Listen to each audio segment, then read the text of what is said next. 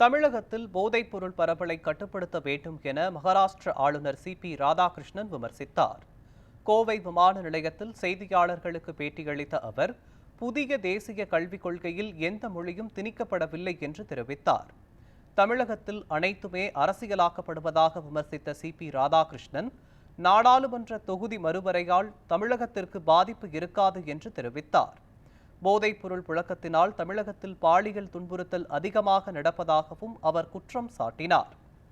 பாலியல் துன்புறுத்தல்கள் என்பது மிக அதிகமாக பரவலாக இருந்து வருகிறது. இதற்கு அடிப்படையான காரணம் போதைப் பொருளுக்கு இளைஞர்கள் அடிமையாகுவதுதான்.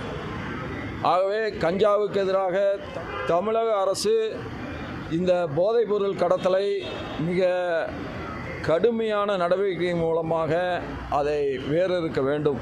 அதுதான் இந்த பாலியல் துன்புறுத்தலுக்கு அடிப்படை காரணமாக இருப்பதை நம்மால் போக்க இயலும்.